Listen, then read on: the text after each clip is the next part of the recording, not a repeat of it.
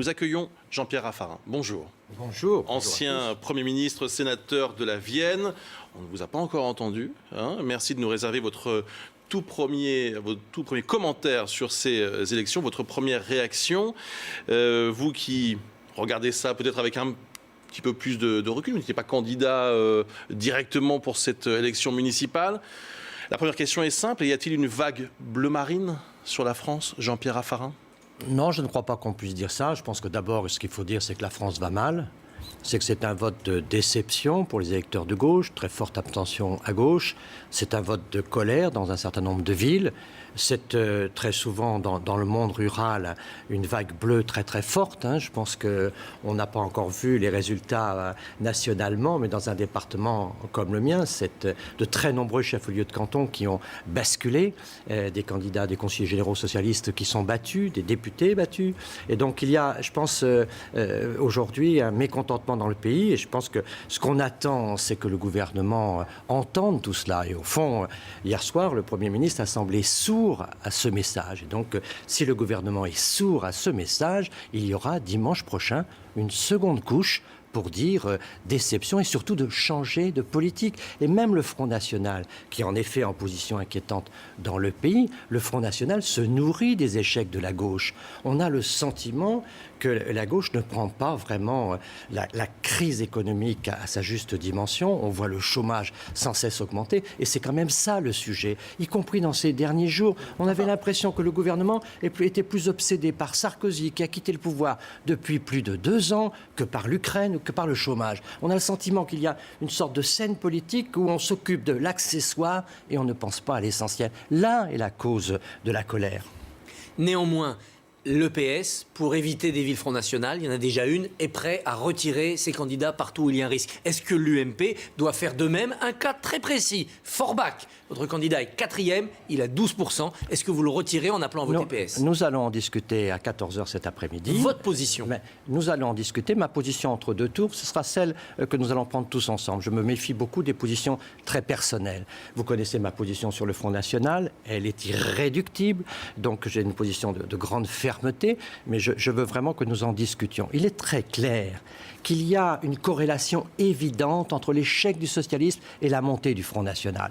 Cet échec-là, nous l'avons sous les yeux, et systématiquement, quand les socialistes sont au pouvoir, on a une montée du Front National. D'abord parce que le socialiste pense toujours profiter du Front National comme arbitre, et au fond, on le voit aujourd'hui, à nouveau, il est en situation de l'arroseur arrosé, car au fond, c'est le Front National qui menace aujourd'hui un grand nombre de villes de gauche. Donc moi, je pense qu'on ne peut pas aujourd'hui, alors que la cause de la montée du Front National, c'est le socialisme. On ne peut pas aujourd'hui dire dans le pays qui est en colère, on va voter socialiste. Il y a vraiment une question de fond pour nous. Il y a aussi une corrélation entre la montée du Front National et, à droite, parfois, des propos trop amènes à l'égard du Front National, que ça a été dans la campagne de Nicolas Sarkozy ou dans les propos de Jean-François Copé ou de François Fillon. L'exemple de Fréjus, par exemple. Je ne crois en rien. L'exemple de Fréjus, c'est une division personnelle entre deux personnes qui se détestent. C'est un règlement de compte, Fréjus. Ce n'est pas un message politique. Donc je ne crois pas aujourd'hui qu'il y ait d'autres raisons de la montée du Front National que l'échec du socialisme. D'ailleurs, Avignon, c'est pas d'autres raisons. Mais vous savez bien que je connais des parlementaires qui étaient contre l'investiture de l'UMP. Donc il y a des cas personnels qui sont très marquants dans ces élections. Je ne pense pas qu'il n'y ait que de la politique. Je crois vraiment qu'il y a une corrélation entre l'échec du PS et la montée du Front. Et je constate qu'à chaque fois que le PS est au pouvoir, on a une montée du Front National. C'est pas la première fois qu'on a des villes importantes qui passent au Front National. On a connu ça au bout de 14 ans de Mitterrand. On a vu Toulon passer à gauche.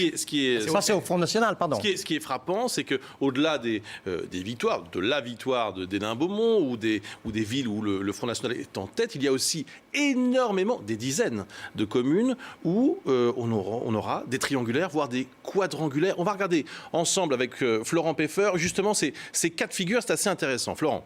Oui, effectivement. Alors, il y a bien sûr cette victoire très étonnante, en tout cas très surprenante à Hénin-Beaumont.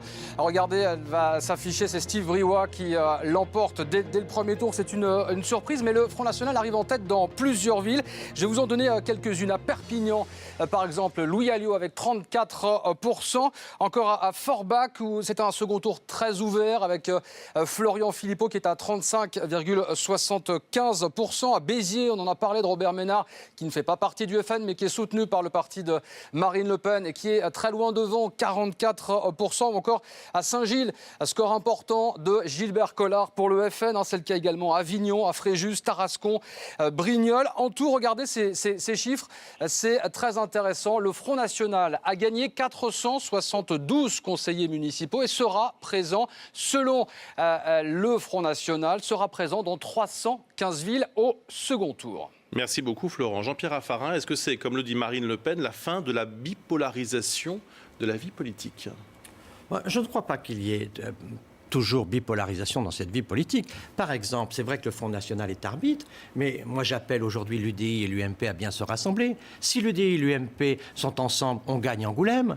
Si il y a un bon rassemblement, on peut faire un très bon score, voire gagner Poitiers. On peut aujourd'hui avoir des résultats très significatifs à Strasbourg. Donc il faut aussi voir que c'est pas si simple que ça. Bipolarisation, il y a aujourd'hui un éclatement à gauche, c'est évident. Et donc on ne peut pas parler d'un PS qui est même devancé par ses partenaires à Grenoble. Donc la bipolarisation, je pense que c'est quelque chose d'aujourd'hui dépassé. Mais ce que je veux dire, c'est qu'il faut vraiment que tous ceux qui ont voté pour le Front National, pour l'UMP, pour tous les candidats qui présentaient une opposition au Parti socialiste, ceux-là, ils ont exprimé un vote de colère, de mécontentement. Il faut qu'ils se rassemblent le plus possible autour du candidat républicain qui peut mettre en échec ceux qui mettent la politique de la France en échec. Donc c'est face au Parti socialiste demain une deuxième couche d'un message de colère parce que le gouvernement ne veut rien entendre,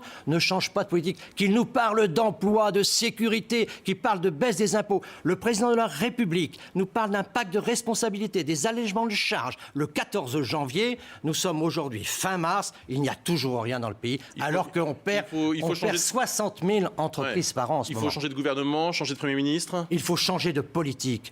Il ne s'agit pas aujourd'hui... ça va avec en général. Ça va avec, il faut incarner cette politique. Mais ce qui est très important, c'est que le président de la République fasse ce qu'il a dit. C'était une politique de l'offre, une politique de l'entreprise pour redonner confiance à ceux qui créent l'emploi, à ceux qui investissent. Et tant qu'il n'y aura pas ce changement-là, il y aura une montée de la colère et donc du Front National. Et puis on aura dans toutes les villes, notamment de l'Ouest, toutes ces petites villes où là, il y a une véritable vague bleue qui s'est passée dimanche. Alors Alain Juppé a été élu par exemple hier triomphalement, plus de 60% à Bordeaux. Est-ce qu'il est aujourd'hui le présidentiable majeur de la droite ? Il n'y a pas de majeur aujourd'hui. Quand on est à 3 ans d'une élection, il y a un très fort potentiel d'Alain Juppé pour jouer un rôle dans notre pays. Évidemment, il y a d'autres personnalités qui peuvent jouer ce rôle. C'est beaucoup trop tôt pour en parler. Les élections municipales ne sont pas des primaires pour les présidentielles. Je note d'ailleurs qu'il faut être prudent sur les primaires. Je vois que si on avait considéré que les primaires avaient servi le Parti socialiste au niveau national en 2012, je pense qu'à Marseille, on doit réfléchir aujourd'hui à cette primaire qui a épuisé le candidat et qui aujourd'hui arrive dans une situation de 3e position fragile. L'idée de primaire peut être remise en cause par les leçons des municipales. Je ne sais pas, je regarde, je vois qu'on nous avait expliqué que les primaires c'était magique. Eh bien Menucci, il n'a pas été magique dans cette affaire. Alain Juppé, est-ce qu'il ne sera pas trop vieux en 2017 ? Il aura 72 ans, 3 ans, presque jour pour jour de plus que vous. C'est presque ça, oui. En tout cas, je vais vous dire, si la présidentielle est ouverte pour nous, ça veut dire qu'il y a incompétence, inexpérience du pouvoir. Et on ne peut pas reprocher l'incompétence et l'inexpérience à Alain Juppé. Donc les fragilités du pouvoir actuel appellent aussi les qualités d'Alain Juppé. Nous avons plusieurs candidats potentiels, nous verrons le moment venu. Il faudra un candidat insoupçonnable sur les valeurs de droite anti-FN ? Je pense que nous verrons le moment venu. La situation politique du pays sera sans doute difficile. Je ne crois pas qu'on va traverser ces 3 ans dans la sérénité si le pouvoir continue comme ça. parce qu'il y a une colère telle dans le pays que moi je suis oui. très inquiet sur la situation du pays. Et donc, quand je vois les 15 derniers jours de campagne où personne ne parle de chômage, où personne ne parle d'impôts, même sur des dossiers stratégiques, on voit quasiment la France absente sur le dossier de l'Ukraine, je me dis vraiment que là, il y a un potentiel de Pour révolte. prolonger la question de Christophe Barbier, il y a vraiment, tout le monde est exactement au même niveau et tout le monde pense la même chose à l'UMP sur la situation et sur la position à tenir face au Front National. Ça ne paraît pas toujours très clair, honnêtement. Je pense qu'il y a des choix qui sont personnels, il y a des élections qui sont différentes. Je pense qu'on n'est pas obligé de réagir de la même façon pour une élection présidentielle et pour une élection municipale. Je pense qu'il est clair que dans une élection présidentielle, un choix d'une gravité extrême impose une réflexion peut-être différente. Il est clair que je pense qu'il y a un consensus dans l'UMP aujourd'hui pour constater qu'il y a corrélation entre ce qui se passe avec le Front National et l'attitude du Parti socialiste.